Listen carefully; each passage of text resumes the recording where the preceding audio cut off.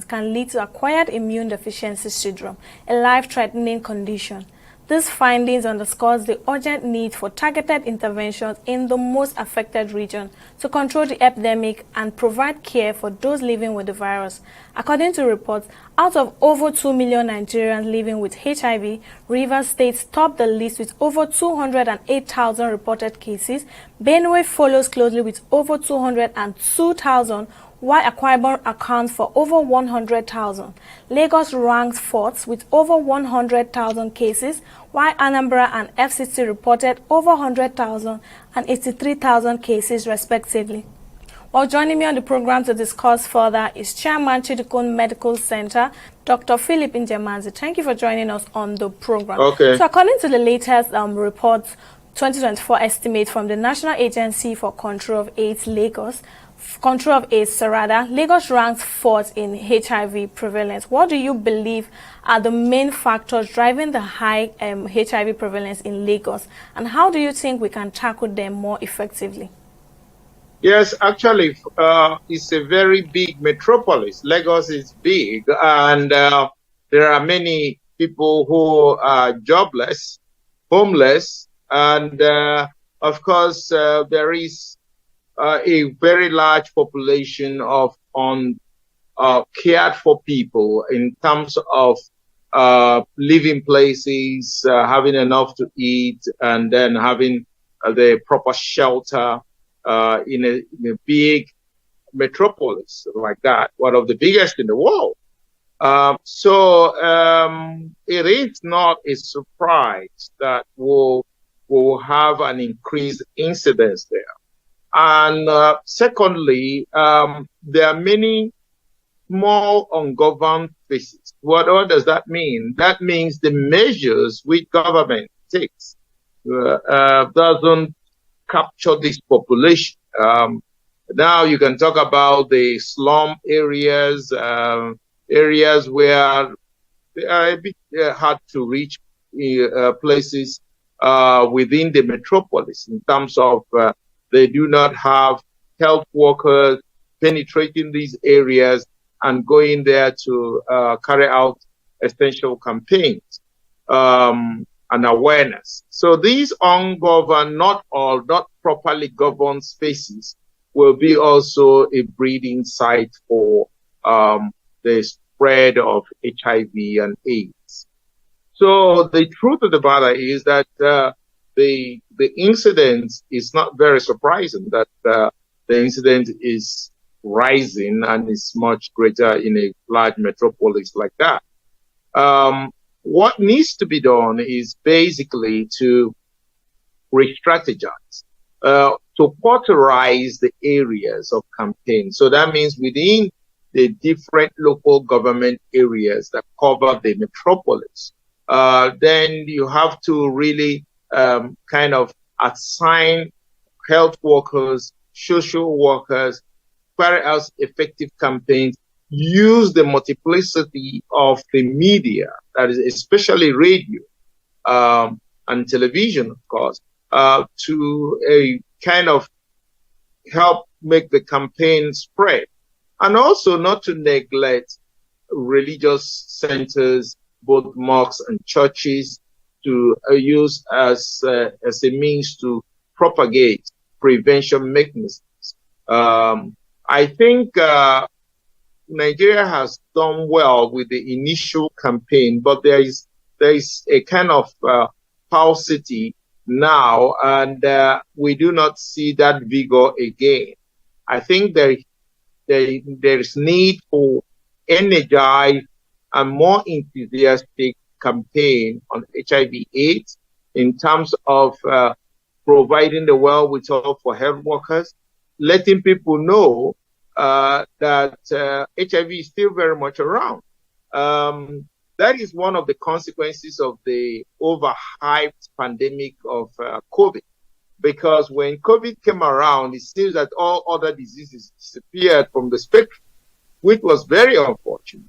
And it is actually something that will create problems in years to come, because people were primed to believe that, oh, yeah, this pandemic is all and all that would kill people. But the real killers, the pandemic was totally insignificant in terms of deaths. The real killers, HIV, AIDS, tuberculosis, malaria, all those things were there killing multiplicity of people. And there was a skewness, what is called skewed healthcare financing. That means the resources of the country were diverted to something totally of secondary importance, while the things of primary importance were left undone, unfunded, untalked of, and of course the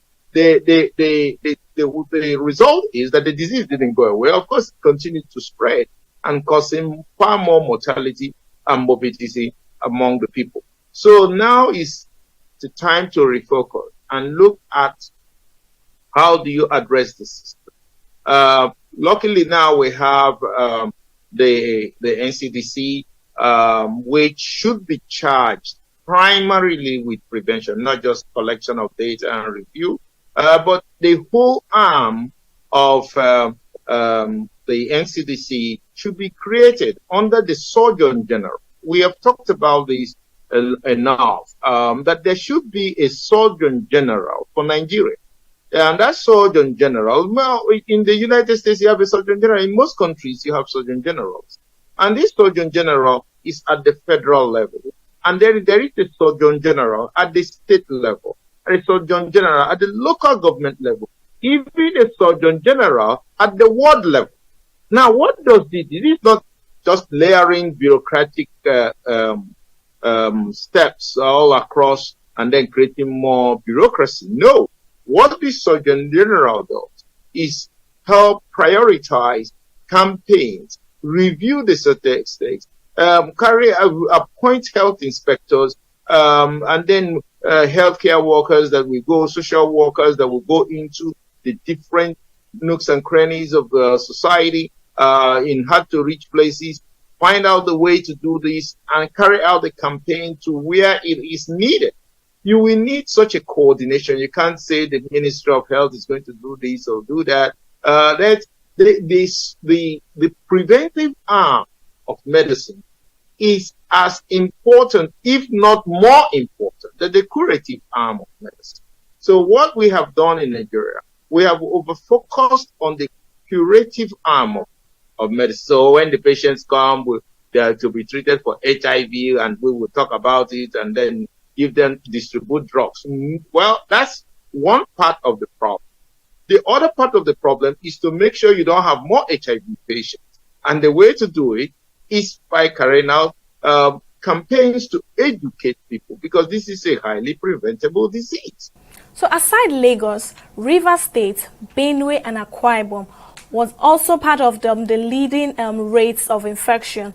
So we know that the federal government is trying its own quota to curb the spread. What steps do you think can be taken by the health authorities to curb the spread of HIV, especially in high-risk areas?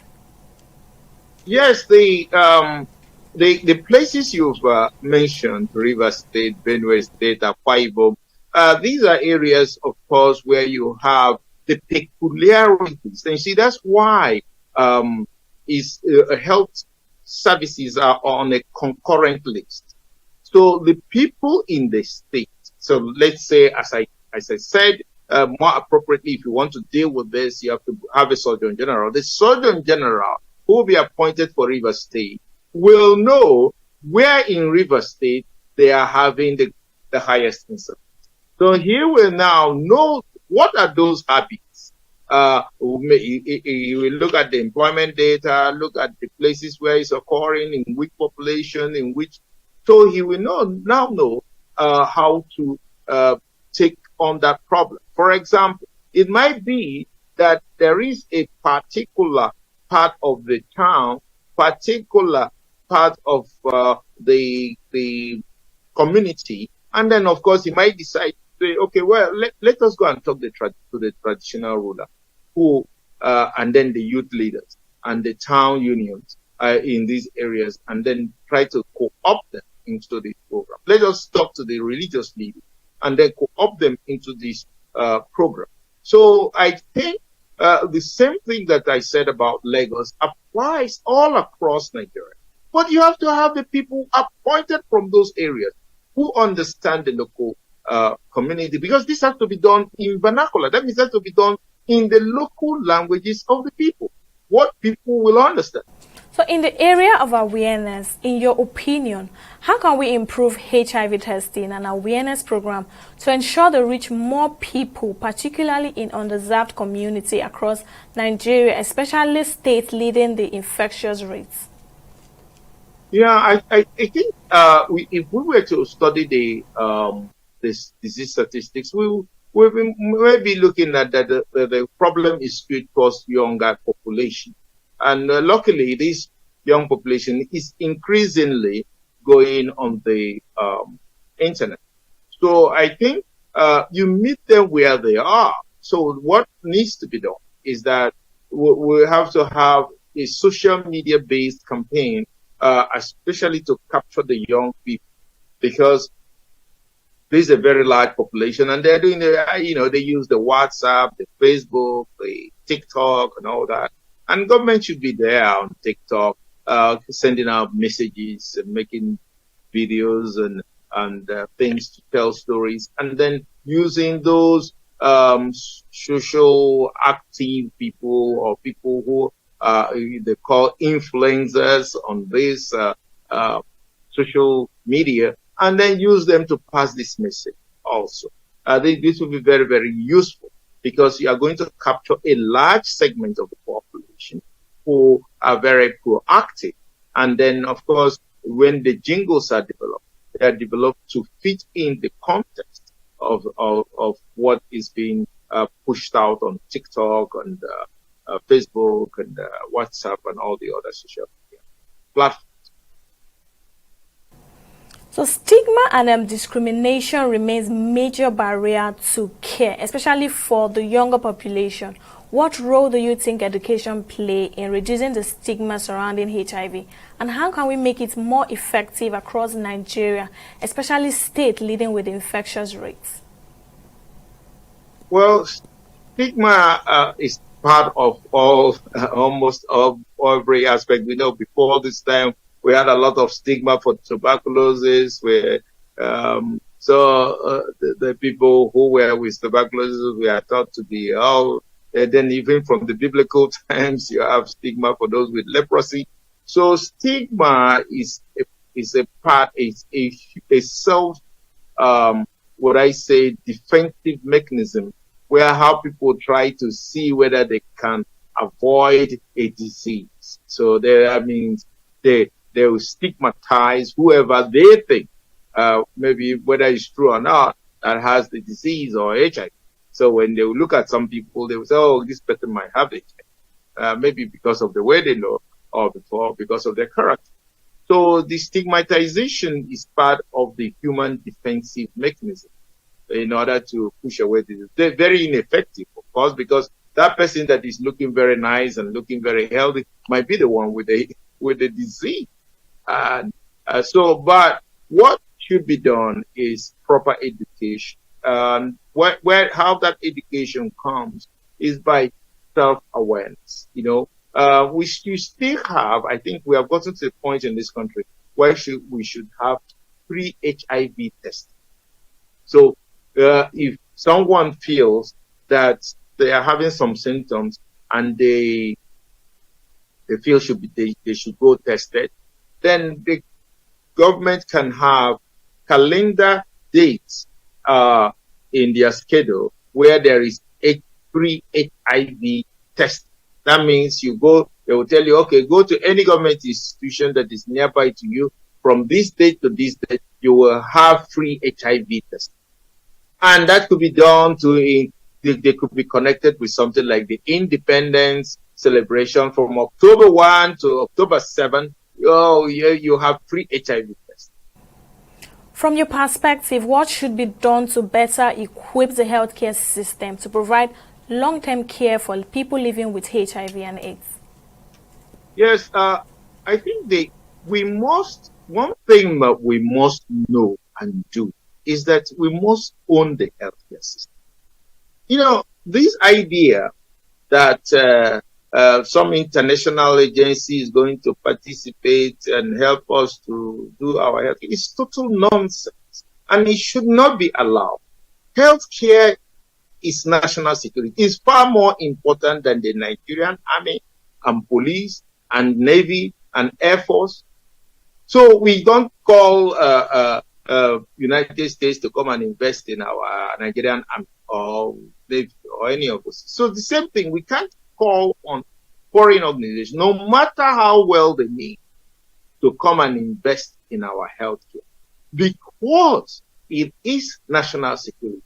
There might be a good idea that they want to help, but if they have to help, they have to put it in what is called a common basket of the budget. So if you really want to help, and Nigeria has maybe a 10 trillion budget, then if you want to add 1 trillion, you add it to that, and then we will be the one spreading it to where we want to target. Because giving aid in healthcare services from outside does not improve healthcare. What it does is skews healthcare. That means if I give you 10 million for HIV care in a particular area, when the main thing that area needs is malaria, what happened? I just diverted all the necessary personnel and the workers and the resources to HIV, while the people are being killed by malaria.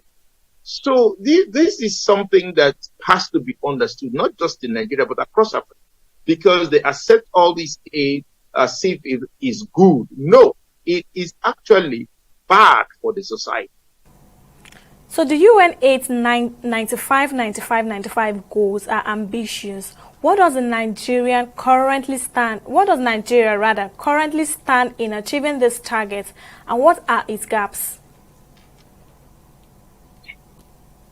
Now, we have to be very careful about taking UN goals and using it as target for national development. No, we shouldn't. But what we should do is to have our own national targets. And then those national targets are set according to the priority needs of the country. Because what is happening is that you have men and women in blue suits in somewhere in New York or Geneva writing about what they don't understand and setting up goals that are totally unrealistic. So that's not what we should follow. We should use our own people. The Nigerians we invented human civilization. I've been saying this over and over again, both healthcare and technology. We have the most brilliant people in this country, and they are still there. But why don't we use their initiatives to do things? We are looking at people who really don't have any idea, don't understand what the issues are, and they were sitting in one glass building in New York, and they are making decisions and coming up with targets that are totally unrealistic and will not lead us anywhere. And this is why we have stagnated, and that's why we are going back instead of moving forward. With over 50, 60 years of all these interventions has not led to any development. So I think it's high time we take initiative. Any country that has developed has only looked inwards and used the ingenuity of the people to propel development. And this is why we should do that in Nigeria. UN is not a government we voted for. We voted for a Nigerian government. And that Nigerian government is supposed to come up with strategies and means using our wealth and our intellectuals. Because when you tell an Ijebu man and tell him, okay, these measures, I want to advocate it so that everybody's going to, he will tell you directly, the people will not do this because they will not listen to this message. But if you twist it this way, they will listen and they will be receptive to it because he knows what he's talking about. He's not the blue shirt jumbo sitting in New York. He doesn't understand that. So that's why we should use our own people, indigenous people, to do this and propel this nation forward. I think we should just ignore all those UN goals. They are totally unrealistic and not even made in a very intelligent way, as they should be, if you really know what you should be doing. Well, Chairman, Chirico Medical Sector, Dr. Philip Njemanze, thank you for speaking with us on the program. And that's it on today's health journey. Thank you for tuning in. I am Ogechukwu Ukekwe. Bye for now.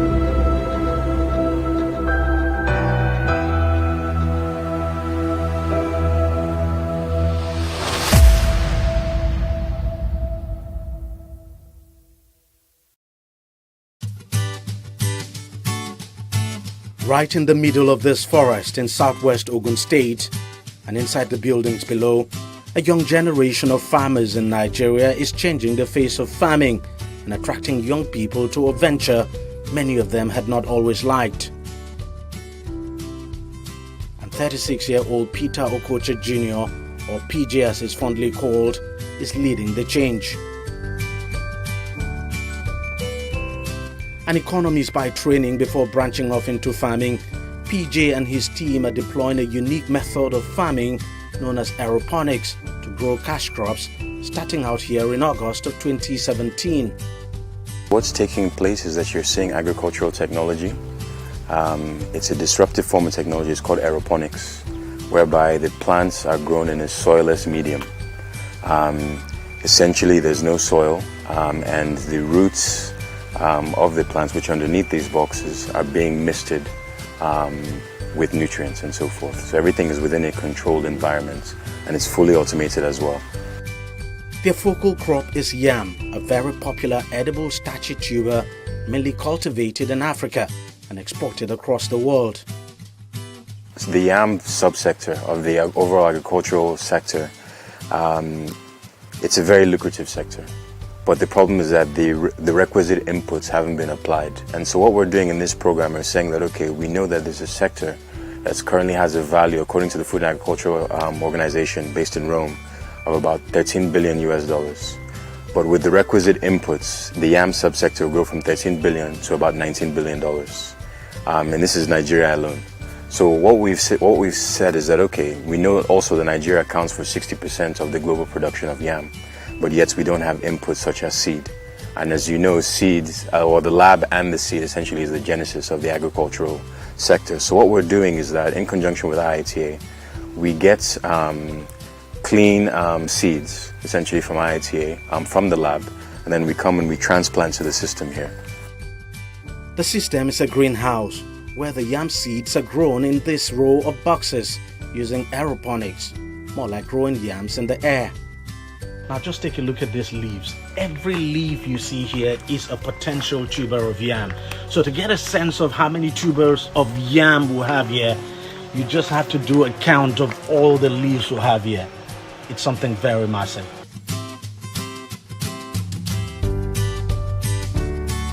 We have about 10 boxes, and in those boxes, all fully automated aeroponic systems. And it leads to high propagation of plants. And so we're actually massively propagating, and it will continue like this for a 3-year period of just continuous growth, non-stop. After the propagation, what you'll see is that it will essentially form a canopy. It will be very bush-like and so forth. And from there, we'll start vine cutting.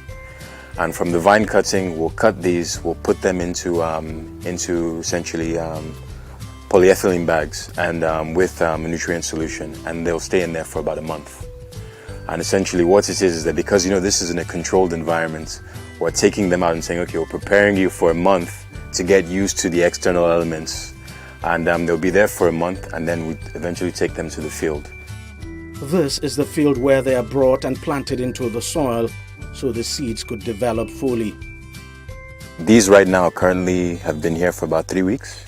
And we're still planting now, and they'll be here for a total of about 3 months. And after about 3 months, we'll get seeds of about 250 to about 500 grams. And those are the seeds that we'll provide to farmers. And farmers can then go and plant directly, and it will give them the ware yam sizes of 1 kg, 2 kg and above.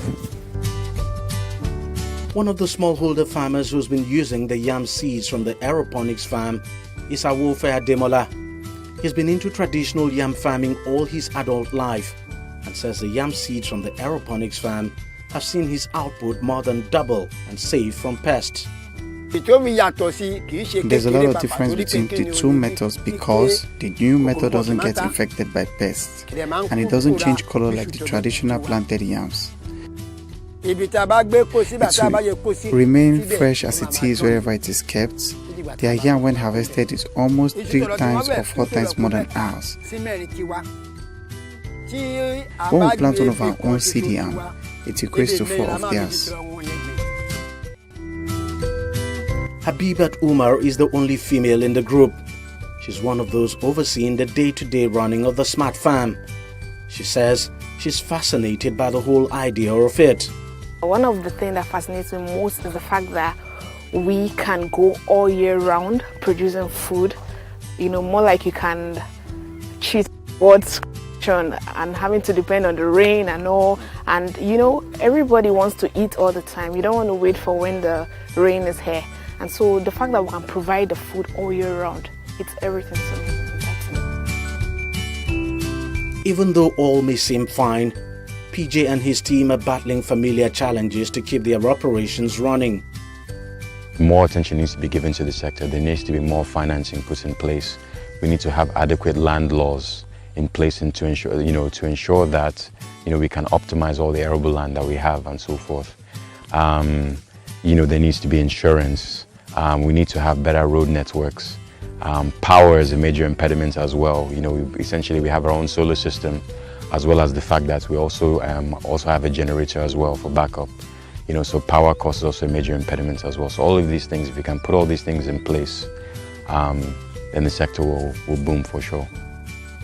PJ and his team are setting themselves up as role models for young people. In a country where youth unemployment is high, they are hoping to inspire many within their age bracket to take to their kind of farming technique. We need women to even join this chain, because this is not all about... Why? We've gone past the stage of waiting for men doing it. So why wouldn't I want to be part of it? Like, let people say, oh, she's a woman, she's doing it. Do you understand? So women have to join this chain. My message for the youth is saying that, listen, with the use of technology and disruptive methods such as this, essentially you can run your farm on your laptop, on your computer and so forth and everything. It's all automated. So essentially this makes agriculture cool. It makes agriculture sexy. You have the technological components to it and so forth and everything. So it's not just the conventional, back-breaking work in the field and so forth and everything like that. There are also these components as well that will make it appealing to the youth. So I say, listen, join me. We have a nation to feed and we have a nation to grow as well.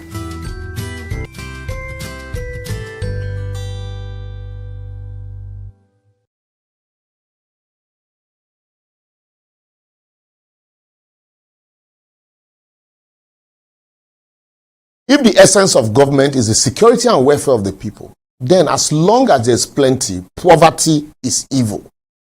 Affluent poverty. That's what we live in Nigeria. We're living in affluent poverty. The news recently broke that a British international primary school, Charterhouse, located somewhere in Lekki, Lagos, was charging as much as 42 million per annum as school fees for its pupil in a poor country like ours. However, the school management issued a statement clarifying the claim that the school fees are currently 26 million naira per annum and not 42 million. Oh boy, now wow. 26 million as school fees per annum for Pekin when they primary school in a poor country like Nigeria, where many states can't even pay 30,000 naira as minimum wage. And many of our public schools in the country are public slums. And unemployment rate is frightening as fraud is now celebrated as a profession. 26 million. Well, I know some of you will go to defend them now. They say, if education is expensive, try ignorance. And others will say, well, it's the school is attended by expatriate, kids of expatriate. Even at that, maybe for Nigeria that they make the money, whether they pay the expatriate salary, must education be beyond the poor in a country like Nigeria, where ostentatious lifestyle is the attitude of government? So if you pay 26 million naira for a kid in primary school, that means you go pay 62 million naira for that kid in secondary school. And maybe 112 million for the same child when he enter university. And then the child will graduate, there won't be jobs. And then you send the child abroad. Is that not overhead? Go to countries like Poland, Germany, Czech Republic. Charles University and the University of Warsaw are some of the cheapest universities where top-tier programs are offered at an affordable rate. Although universities in all the Nordic countries are relatively affordable, but public universities in Norway remain free for everybody from both within and outside the EU, with the exception of a few specialized programs. But here in Nigeria, go to Edo University in Iyamo. It is ranked as the most expensive state-owned university in Nigeria. Yet, the other state university, Edo State University in Ekpoma, under the previous administration of Godwin Obaseki, suffered from lack of infrastructure and adequate funding until the recent administration in Edo. So what that means is simply this: rich separated themselves from the poor. Now, wow. How many people still remember, the craze those days about British International School? But with the current school fees of 4.6 million and 6.8 million, for boarding, I guess the super rich now, when they pay 26 million as school fees of primary school children, would think, oh, that's poor. So came Chatham House, and yet government go look the other way in a poor country. We know job despite the expensive school, and you expect people not to steal? Yeah, well, what am I even saying? What can government do? When even Nile University in Abuja, where most of our government officials and Abuja politicians, they go get their degree, especially in law, no come cheap. And even some churches, when collect tithe and offering from members to build schools, most of these members that contributed the tithe and offering cannot afford to send their children to these schools. So what do you expect? Even recently, remember Wigwe University in Isiokpo in Rivers State was in the news, not for the death of its founder, but as the most expensive university in Nigeria, with school fees ranging from 12 million naira. And some of these fees are priced in dollars. And our government is pretending to be looking for solution to our dollar problem, while they turn a blind eye to this open segregation in a country where our collective welfare is supposed to be their responsibility. Oh boy, to your tent, oh Israel. You won't blame them though. Don't you see how we openly spray monies in parties as if money is going out of fashion? So that's why they think we are rich. Yet, there are no roads to our villages and insecurity is ravaging the country. Even as our public officials drive around our dilapidated road and public slums in exotic and expensive cars, the cars will neither produce nor assemble here. Yet, with retinue of aides and barrage of mobile police, where the future generations are either emerged in prostitution, hookup, or fraud, I beg no verse, yahoo, as a means of livelihood. Outrageous display of affluent poverty, you would say. This is the reason why some properties without any special infrastructure around them in some area, some area never get road, apart from the fact that there's so much money to waste, are so expensive and priced in dollars in places like Maitama, Sokoro, and environs in Abuja, and Banana Island, and in some places in Lagos, in a poor country like Nigeria, than properties in Miami waterfront in rich America. So no matter how much we all condemn or criticize these things, it will not go away, because the reality is that most Nigerians want to be like these people who are physically rich but mentally poor. As we only criticize them when we are poor, but the moment we become rich or hold public office, we will create segregation, poor and the rich. We move over to expensive slums like Lekki, send our children to special schools, meant only for the rich, occupy government positions and steal public funds, ride expensive cars without identifiable or sustainable means of livelihood, and display wealth irresponsibly and spray endlessly at parties. That's just our life. So, go stop. So if I lie, anyway, check those occupying public offices today. Between 15 and 12 years ago, they were mostly critics of the attitude of the government then. But today, they are all in government and repeating exactly what they once criticized, even if not even worse. So I will therefore advocate, until we see government as a vehicle for public good, social justice, creating job opportunities, infrastructural development, equality, and a vehicle for impacting our community positively, people will continue to chase wealth, material possession, and position as a way of life and end up not living at all. Government must take job creation as a priority and endeavor to consciously and consensuously celebrate and compensate hard work and create regulation in every sector to avoid a society of wealth without work.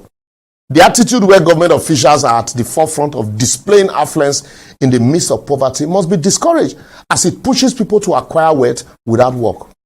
Lastly, our orientation should help improve our mindset to the fact that voluntary and selfless service helps write our name in gold in the sand of time. That even when we die, our name will be so engraved in the heart of the world that time will never erase it.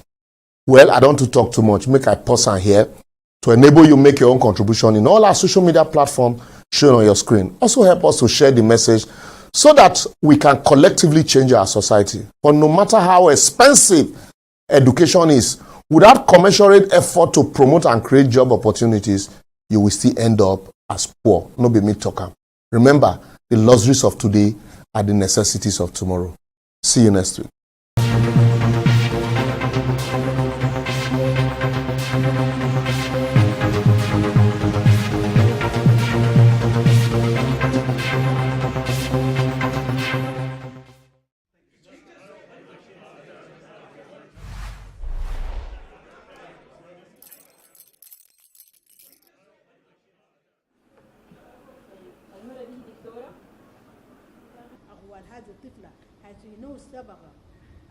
في عدد كبير من المتهمين كانوا داخل السجون لفترات طويلة. عشان يحددوا لك الجلسة انت بتكون الليلة كاملة ما نمت. فنحن برضو بنجي نتكلم معاهم وبنطمنهم انه الحاجة اللي ربنا كاتبها لك ما بتفوتك، وانت قعدت زمن طويل ومنتظر اليوم ده. الليلة اليوم ده جاء وانت خليك جاهز له، والزمن اللي بديك له القاضي ده زمن محدد. انت حاول يتذكر فيه كل الأحداث واحكيها بنفس تفاصيلها عشان القاضي يقدر ياخذ قرار في الحاجة دي ويقدر يساعدك.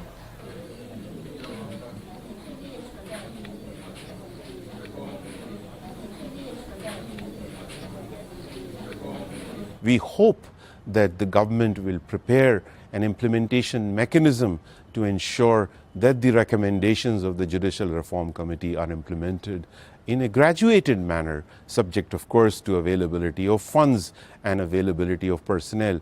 But this will lead to a comprehensive development and extension of justice system in this country, which all political parties and all parts of society agree is the utmost necessity of this country.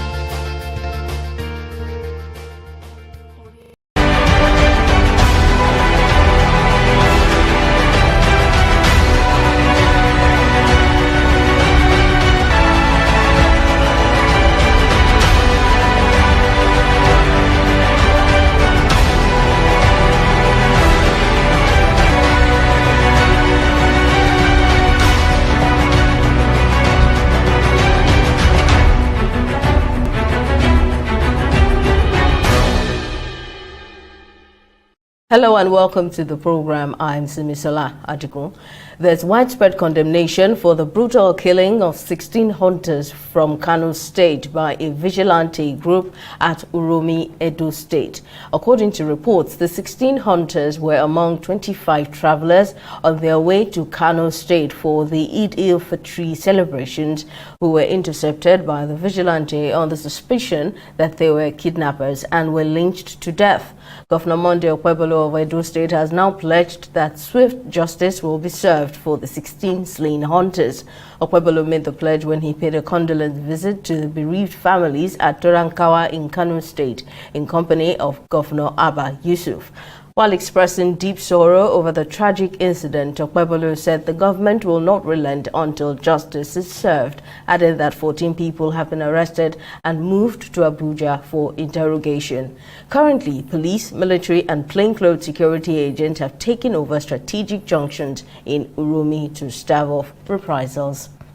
Joining me to discuss more on this is a former Assistant Director at the Department of State Services, Mr. Dennis Amakri. Thank you very much for coming on the program. Now, judging from what has played out ever since, what do you make of this unfortunate incident? I mean, vigilante groups are not new in Nigerian communities, and they've no doubt been helpful over the years.